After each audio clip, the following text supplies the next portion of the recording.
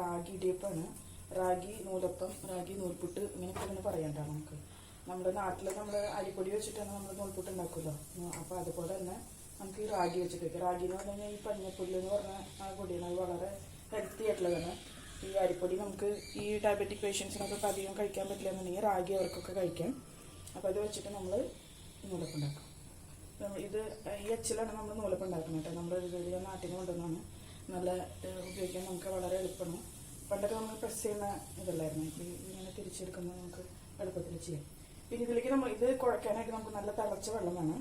അപ്പോൾ ആ തിളച്ച വെള്ളത്തിന് നമ്മളിപ്പോൾ ഈ ഗ്ലാസ്സിലാണ് ഞാൻ അരിപ്പൊടി ഈ റാഗിപ്പൊടി എടുത്തത്. റാഗിപ്പൊടിക്ക് 3 ഗ്ലാസ്സാണ് നമ്മൾ എടുത്തേക്കുന്നത്. അപ്പോൾ ആ 3 ഗ്ലാസ്സിന് 3.5 ഗ്ലാസ് നമ്മൾ വെള്ളം നല്ലപോലെ തിളപ്പിച്ചെടുക്കണം. അപ്പോൾ 3 ഗ്ലാസ്സിന് 3.5 ഗ്ലാസ് വെള്ളം ഈ അതേ ഗ്ലാസ്സിൽ തന്നെയാണ് എടുക്കുന്നത് കേട്ടോ. നമ്മൾ ഉണ്ടാക്കാൻ പോണത്, ഇതിന് കറിയായിട്ട് ഉണ്ടാക്കാൻ പോണത് ഗ്രീൻ പീസാണ്. ഗ്രീൻ പീസ് മസാലയാണ് നമ്മളിന്ന് ഉണ്ടാക്കുന്നത്.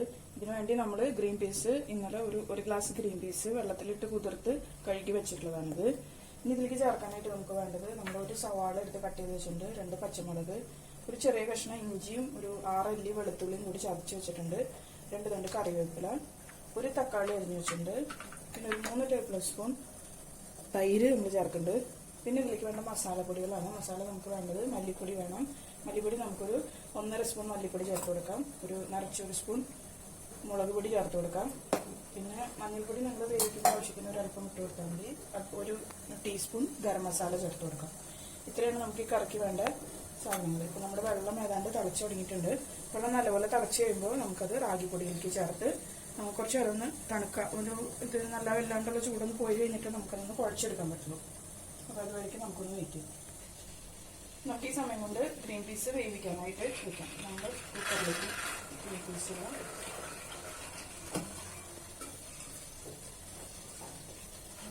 ഇട്ടിട്ട് നമുക്കത് വേവിക്കാൻ ആവശ്യമായിട്ടുള്ള വെള്ളം ഒഴിച്ചു കൊടുക്കാം.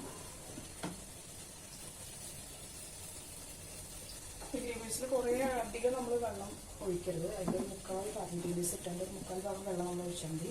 ആവശ്യത്തിന് ഉപ്പ് അതിൽ ചേർത്ത് കൊടുക്കാം. ഉപ്പ് ചേർക്കുമ്പോൾ എപ്പോഴും സൂക്ഷിച്ച് ചേർക്കാം. കുറച്ച് ചേർക്കാമെങ്കിൽ നമുക്ക് വേണമെന്നുണ്ടെങ്കിൽ കറിയാക്കുന്ന സമയത്ത് കൂടുതൽ ചേർക്കാം. ഞാൻ ഇവിടെ വരുമ്പോൾ മഞ്ഞൾപ്പൊടിയും കൂടി ചേർത്തിട്ടാണ് എല്ലാം വേവിക്കുക. അപ്പോൾ അതുകൊണ്ട് മഞ്ഞൾപ്പൊടി ഇപ്പോൾ തന്നെ 1.5 സ്പൂൺ മഞ്ഞൾപ്പൊടി ചേർത്തിട്ടുണ്ട്. അപ്പോൾ നമുക്കിത് വേവിക്കാനായിട്ട് വയ്ക്കാം. ഇപ്പോൾ നമ്മുടെ വെള്ളം നല്ലപോലെ തിളച്ച് വന്നിട്ടുണ്ട്. അപ്പോൾ നമുക്ക് ഇതിലേക്ക് ആവശ്യമായിട്ടുള്ള ഉപ്പ് ഈ പൊടിയിൽ ചേർത്തൊന്ന് മിക്സ് ചെയ്ത് കൊടുക്കാം. നല്ലപോലെ മിക്സ് ചെയ്തിട്ട് നമുക്ക് ആ വെള്ളം കൂടി ചേർത്ത് മിക്സ് ചെയ്ത് ഇതിലേക്ക് നമ്മൾ തിളപ്പിച്ച് വെച്ച വെള്ളം ചേർത്ത് കൊടുക്കും.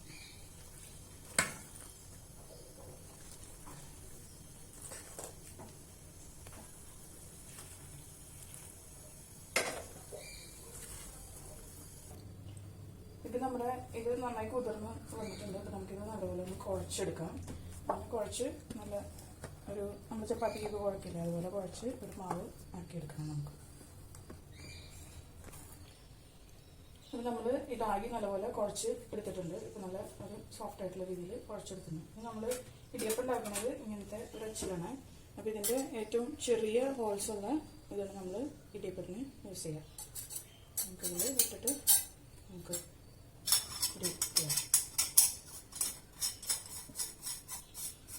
അപ്പോൾ ഇത് ഇടിയപ്പം ഉണ്ടാക്കുമ്പോൾ നമ്മൾ ഇവിടെ ഉണ്ടാക്കുന്ന പ്ലേറ്റിൽ നമ്മൾ കുറച്ച് തേങ്ങ ഇടണം. തേങ്ങ നേരത്തെ പറയാൻ വിട്ടുപോയതാണ്.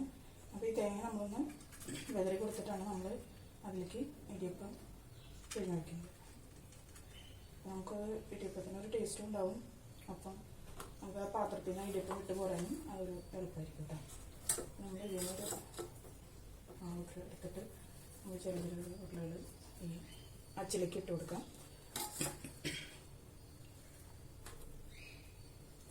അരിപ്പൊടിയൊന്നും ഇല്ലാന്നുണ്ടെന്നുണ്ടെങ്കിൽ നിങ്ങൾ റാഗിപ്പൊടി വെച്ച് കഴിഞ്ഞാൽ റാഗിപ്പൊടി വളരെ പോഷകങ്ങളുള്ള ഒരു പൊടി കൂടിയാണ്. കുട്ടികൾക്കായാലും കൊടുത്തു കഴിഞ്ഞ് കഴിഞ്ഞാൽ ഈ രീതിയിൽ കൊടുത്താൽ അവർ ഇടിയപ്പം എന്നുള്ള നിലയ്ക്ക് കഴിക്കുകയും ചെയ്യും.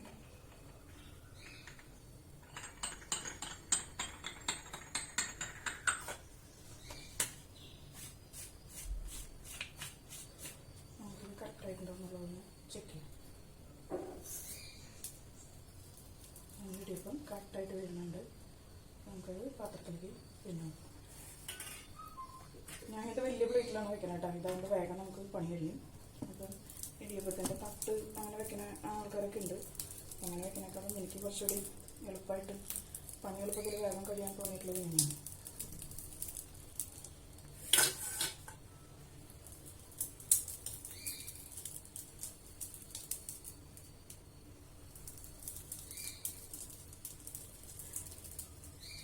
നമ്മൾ അതിൻ്റെ ഇടയിൽ നമ്മൾ ഇഡ്ഡലി ചെമ്പിൽ നമ്മൾ വെള്ളം തിളപ്പിക്കാനായിട്ട് വയ്ക്കുക. അപ്പോൾ അത് ആവി വന്നു തുടങ്ങിയിട്ടുണ്ടാവും കേട്ടോ. അപ്പോൾ നമ്മൾ ഈ പാത്രത്തിൽ വെള്ളം വെച്ചിട്ട് അതിൻ്റെ മുകളിൽ ഒരു പാത്രം ഇടാൻ മറക്കരുത് കേട്ടോ. നമുക്ക് എന്നാലാണ് നമുക്കിത് വെച്ചിട്ട് എടുക്കാനൊക്കെ പറ്റില്ല. ഇപ്പോൾ ഞാൻ കേക്ക് ഉണ്ടാക്കുന്ന ഒരു പാത്രം അതിലിട്ടേ. അപ്പോൾ നമുക്കിത് ആവി വന്നു തുടങ്ങിയിട്ടുണ്ട്. നമുക്ക് ഈ പാത്രം വെച്ച് കൊടുക്കാം. നമ്മളിപ്പോൾ രണ്ടാമത്തെ പാത്രത്തിലേക്കുള്ളതും റെഡിയാക്കി വെക്കാം. അപ്പോൾ നമുക്ക് അത് വേവുന്നതിൻ്റെ കൂട്ടത്തിൽ ഇതെടുത്ത് വേവിക്കാനായിട്ട് വെക്കാം. അതിൻ്റെ സൗണ്ട് നമുക്ക് അത് വേവണമായിട്ട് ഒരു 5-6 മിനിറ്റ് നമ്മൾ ആവിയിൽ വേവിച്ച് കഴിഞ്ഞാൽ റാഗി വേണ്ടുള്ളൂ കേട്ടോ. നിങ്ങൾ ഓവറായിട്ട് ഇതിൽ പാത്രത്തിൽ വെക്കരുത്. കാരണം വെച്ചാൽ എല്ലാവരും ഒരേപോലെ വെന്ത് കിട്ടില്ല. അപ്പോൾ നമ്മൾ വെന്തത് നമ്മൾ എടുത്തിട്ടുണ്ട്. അടുത്ത് നമ്മൾ വേവിക്കാനായിട്ട് വെച്ചിട്ടുണ്ട്. ഇതുപോലെ റാഗി ദിവസം വളരെ പെട്ടെന്ന് ഉണ്ടാക്കാം. നമ്മളിപ്പോൾ ഗ്രീൻ പീസ് മസാല ഉണ്ടാക്കാൻ പോകുന്നു. ഗ്രീൻ പീസ് നന്നായി നമ്മൾ നേരത്തെ വേവിക്കാൻ വെച്ചിട്ടുണ്ടോ. ഗ്രീൻ പീസ് നന്നായി വെന്ത് കിട്ടിയിട്ടുണ്ട്. നമുക്ക് ഇനി അതിന് വേണ്ട മസാല തയ്യാറാക്കാം.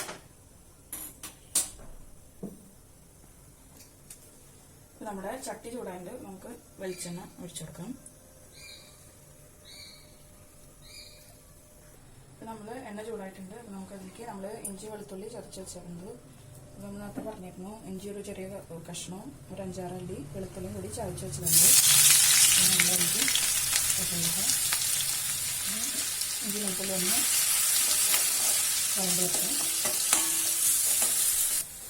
ഇപ്പോൾ ഇഞ്ചി വെളുത്തുള്ളി ഒന്ന് വഴണ്ടിട്ടുണ്ട്. നമുക്ക് ഇതിലേക്ക് സവാള ചേർത്ത് കൊടുക്കാം. ഒരു മീഡിയം സൈസ് സവാളയാണ് കേട്ടോ. ആദ്യം വെച്ചാൽ സവാളയും ഒന്ന് വഴറ്റി നമുക്ക് അതിൻ്റെ കൂട്ടിലുള്ള പച്ചമുളകും ചേർത്ത് കൊടുക്കാം. ഇത് ചേർത്ത് കൊടുക്കുന്ന നേരത്തെ നിങ്ങൾ ഗ്യാസ് ഒന്ന് സിമ്മിലേക്ക് ആക്കിച്ചോട്ടാം. ഇതിന് പെട്ടെന്ന് ആവി വരും. അതിന് ഇഞ്ചി വെളുത്തുള്ളിയൊക്കെ കരിഞ്ഞ് നമുക്ക് അതൊക്കെ ശ്രദ്ധിക്കാം. നമുക്ക് ഇതിലേക്ക് കറിവേപ്പില ചേർത്ത് കൊടുക്കാം. തക്കാളിയും ചേർക്കാം. ഒരു തക്കാളി ഒരു മീഡിയം സൈസ് തക്കാളി ചെറുതായിട്ട് കട്ട് ചെയ്ത് വെച്ചാൽ ഇനി തക്കാളി നല്ലപോലെ വഴണ്ട് വരണം. അത്രയും നേരം നമുക്ക് വഴറ്റി വെക്കാം. നമ്മൾ ഇപ്പോൾ ഇത് തക്കാളിയും സവോളയൊക്കെ നമ്മൾ വേണ്ടതുകൊണ്ട് നമ്മൾ മസാല പൊടികൾ ചേർത്ത് കൊടുക്കുക. തീ കുറച്ച് വയ്ക്കുക. 2 സ്പൂൺ മല്ലിപ്പൊടി ചേർക്കുന്നത്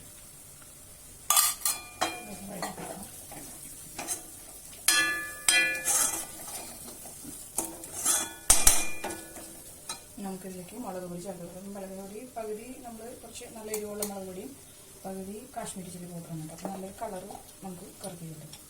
കാശ്മീരി ചില്ലി പൗഡറിനാകുമ്പോൾ അധികം എരിവും ഉണ്ടാവില്ല.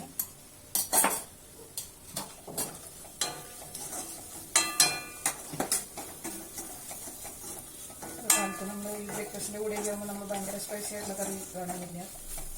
ആവശ്യത്തിനുള്ളത് മതി. മഞ്ഞൾപ്പൊടി നമ്മൾ ഗ്രീൻ പീസ് വേവിക്കുമ്പോൾ ചേർത്ത് കൊടുത്തിട്ടുള്ളതാണ്. അതുകൊണ്ട് വളരെ കുറച്ച് ചേർത്ത് കൊടുക്കണം. നമ്മൾ ഇതിലേക്ക് ചേർത്ത് കൊടുക്കുന്നത് ഗരം മസാലയാണ്. ഗരം മസാല നമ്മളിങ്ങനെ മുഴുവൻ മസാലകൾ വാങ്ങിച്ചിട്ട് നമ്മൾ വീട്ടിൽ പൊടിക്കണ പൊടിയാണ്.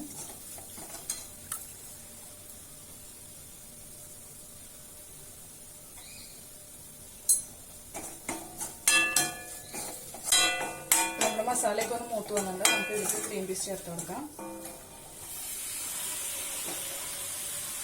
മിക്സ് ചെയ്ത് കൊടുക്കാം. ഇതിലേക്ക് നമുക്ക് കുറച്ച് വെള്ളം ചേർത്ത് കൊടുക്കാം.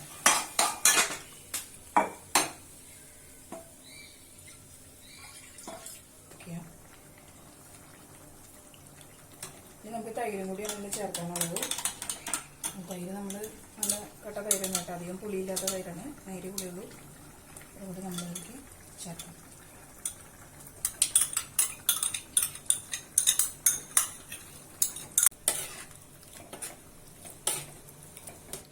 ഇപ്പം നമുക്ക് കറി ഒരു സെർവിംഗ് ബൗളിലേക്ക് മാറ്റി കൊടുക്കാം. ഇപ്പം നമ്മുടെ ഇടിയപ്പം നമുക്ക് പ്ലേറ്റിലേക്ക് സെർവ് ചെയ്യാം.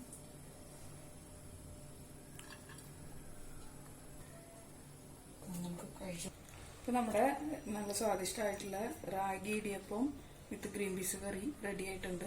എല്ലാവരും ട്രൈ ചെയ്ത് നോക്കാം. വളരെ ഈസി ആയിട്ടും നമുക്ക് വളരെ പോഷകഗുണമുള്ള ഒരു ബ്രേക്ക്ഫാസ്റ്റാണ്. ഈ വീഡിയോ നിങ്ങൾക്ക് ഇഷ്ടപ്പെട്ടെങ്കിൽ നിങ്ങളിത് നിങ്ങളുടെ കോൺടാക്ട്സിലേക്കൊക്കെ ഷെയർ ചെയ്യുക, നമ്മളൊന്ന് സപ്പോർട്ട് ചെയ്യാം. ലൈക്ക് ചെയ്യാനും സബ്സ്ക്രൈബ് ചെയ്യാനും മറക്കില്ലല്ലോ അല്ലേ?